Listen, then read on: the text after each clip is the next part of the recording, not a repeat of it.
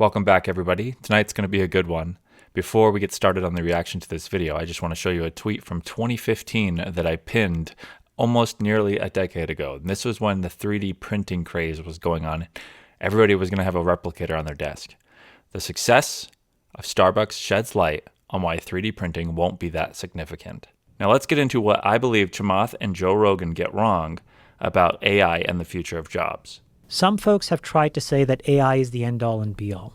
And I think the better way to think about this is that, you know how like you used to have to get your spelling right in an email, and now you just don't think about it because like Gmail just fixes it? Mm-hmm.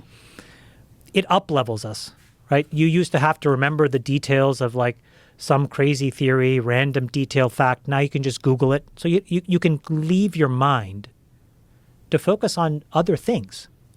Right? The creativity to write your next, to write your next set, to think about the next interview, to think about your business, because you're occupying less time with the perfunctory stuff.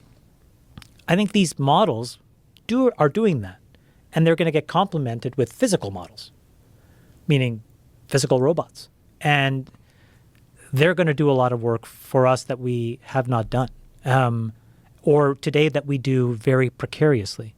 Robots already exist. So this is a robot. This is a specialization. This is what robots are good for. This is with everything that we manufacture. This is Red Bull. In traditional auto factories, vehicles travel along a linear path and parts are installed along an assembly line. While the procedure is increasingly automated, the basic process hasn't significantly changed. Like, should a robot go in and save you from a fire? I think it can probably do a pretty good job. They'll have multiple sensors, they'll have vision, they'll be able to understand exactly what's going on. If something is falling, they'll just be able to put their hand up and just like, you know what I mean? Like, if they encounter any person of any body weight, it's no problem. Pick that person up, transport them. Again, it allows humans to focus on the things that we're really, really differentiated at. I do think it creates complications, but, we have to figure those out. So that's like a kind of like a short, medium, long term. Well, I see what you're saying in the final example as the rosy scenario. That's the best case option, right? That it gives people the freedom to be more creative and to pursue different things. And I think there's always going to be a market for handmade things.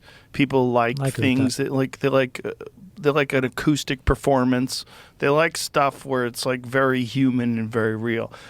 But there's a lot of people that just want a job, and these people maybe just aren't inclined towards creativity, and maybe they're very simple people who just want a job and they just want to work.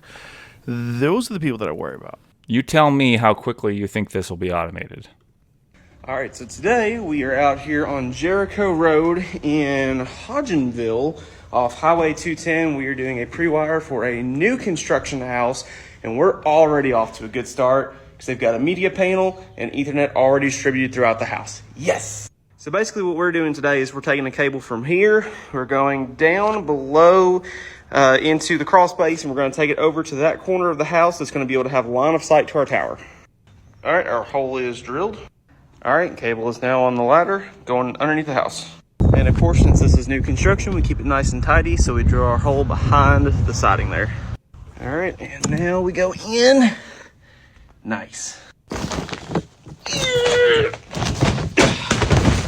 Okay. I think I see my cable right there. Yep, that's it.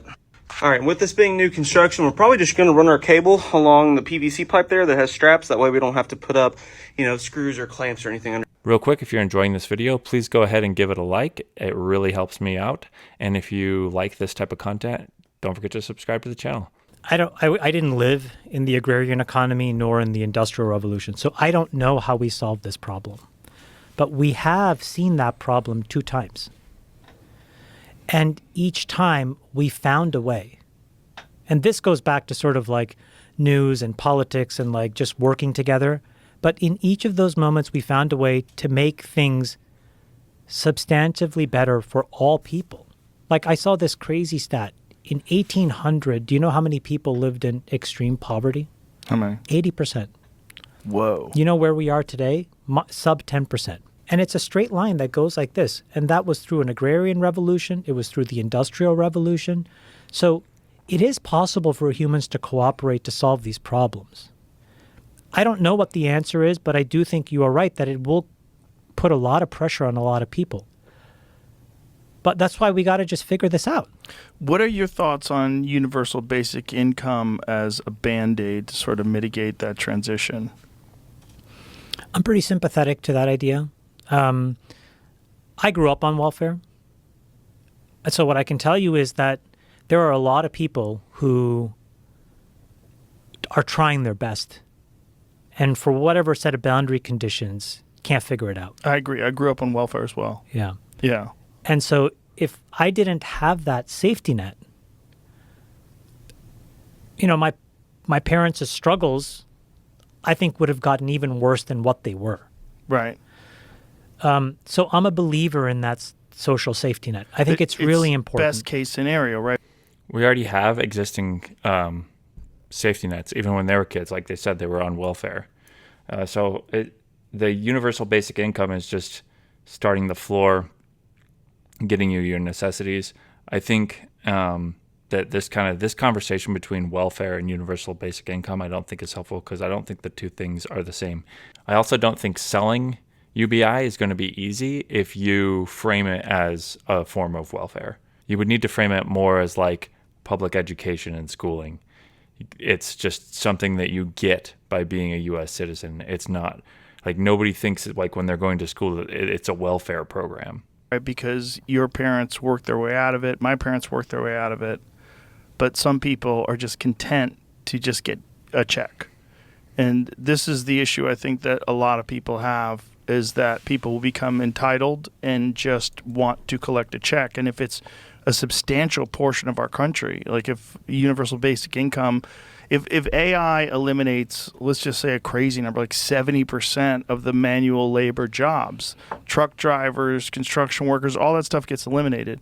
That's a lot of people without a purpose. And okay, so AI is going to replace this. Along with the other one, how do you fix this? Well, it starts with opening up the shingles surrounding so you can put the puzzle back together. How do you do that? Grab a primer or a wonder bar. Start breaking the seal.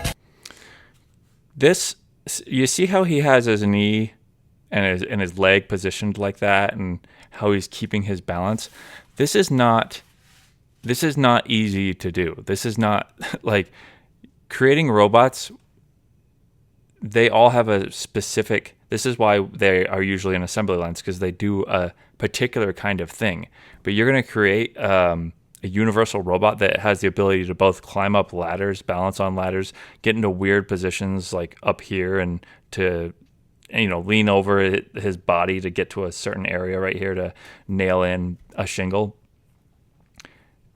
This is so far beyond. It's not about whether or not they could do it. It's not economically viable. one of the things that a good day's work and earning your pay, it makes people feel self-sufficient. It makes people feel valuable. It gives them a sense of purpose. They could look at the thing that they did, maybe build a building or something like that, and drive their kids by. Hey, we built that building right there. Oh, wow! It's a part of their identity. And if they just get a check, and then what do they do? Just play video games all day? That's the worst case scenario. Is that people just get locked into this world of computers and online, and just receive checks and have the bare necessities to survive and are content with that and then don't contribute at all. You know what's so funny is that the people that are fear-mongering about people losing their jobs, truckers and construction workers, roofers, none of the roofers or construction workers or drivers are worried. It's because they know that their job is a lot more complex and harder than what the general population understands. The jobs that, like, let's put it this way. If we were sitting here in 1924, whatever, 100 years ago, right in the midst of the turn of the Industrial Revolution, we would have seen a lot of folks that worked on farms. And we would have wondered, well, where are those jobs going to come from? And I think that now when you look back, it was like not obvious, but you could see where the new job classes came from. It's like all of these industries that were possible because we built a factory.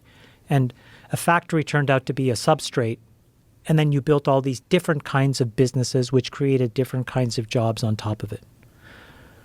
I would hope that if we do this right, this next leap is like that, where we are in a period where it's hard to know with certainty what this job class goes to over here. But I think you have a responsibility to go and figure it out and talk it out and play it out. To be fair, people who do medical coding maybe should be worried about losing their jobs. That stuff can be automated. But how are you going to automate this? Let's take a trip under this house. After a couple of days with temperatures below freezing here where I'm at in Texas, we're back at about 75 degrees. With the warmer weather, all the lines that had frozen have now thawed out, and any of the lines that busted are showing up. All of the cold water lines for this customer's home are PVC, and they're running in this crawl space. The customer had his fixtures inside dripping, so it was circulating water, so none of the other lines in the home froze. But the PVC water line that runs to the hose bib that just happens to be at the furthest point away from this access door froze and busted. So we're going to crawl all the way back over to it, cut out the PVC that busted, eliminate that hose bib, and reconnect the PVC piping. Shout out to the customer who had a ton of scrap artificial turf that he told me I can use to roll out under here and kept me from getting muddy. Sometimes in these crawl spaces, you can run into some unwelcomed guests. Thankfully, this customer's dog was running around under this house, so I knew it was safe to crawl into. Here's a quick before and after of the repair. I also had my apprentice come back under here and insulate it once we were done. Let me know what y'all think of this one. A lot of people don't know. You can make tons of money simply by providing service that people just don't want to do. Look, everyone hates moving. I love it because I get paid more than the average doctor and don't even have to go to school for 10 plus years and get into a whole bunch of debt before making a single buck. Straight at the door, you can make $160 an hour to help people move. The best part is that you can make your own schedule, and if you really want to hustle and bustle, you can run multiple crews like me. I have 5 trucks. That's $800 per hour if I'm using them, all of them at the same time. So tell me, would you be interested in providing a service that nobody wants to do and get paid tons of money for it? We have a really good humans, when they're unimpeded, have a really good ability to invent these things. So I don't know, maybe what it is by 2035, there's 1 billion people that have traveled to Mars. And you're building an entire planet from the ground up. There'll be all sorts of work to do there. And boy, what kind of people are going to go first there? I think that there'll be a lot of people that are frustrated with what's happening here. Yeah, sure. Just like the people that got on the Pinta. Yeah, I don't know about that one. I would love to die on Mars, but I don't think people would go there because, there's going to be issues on Mars too. People, societies, once they get large enough, they start to clamp down on themselves. It's that saying where if the founding fathers knew how tyrannical our government was today, that they never would have founded the government to begin with. They ran away. The Boston Tea Party is a great example of, over just minor taxes. Look at how much we pay in taxes compared to what we freaked out about back then. Ironically, I am pessimistic towards this futurism kind of fear-mongering, but I'm optimistic about the future and jobs and being able to find meaning. I think there's tons of ways to find meaning out there in a job and in a career, and I think they're going to be around for at least the next 100 years. If you agree with me, let me know in the comments. Give me some more examples of jobs you don't think that will be automated. If you disagree, let me know how you think these things will quickly be automated and render us all useless in the next decade or two. I don't believe it'll happen, but hey, that's just my opinion. My name's Jake Day. If you like this kind of content, please subscribe to the channel. If you like this video, please like this video. And I will see you in the next one.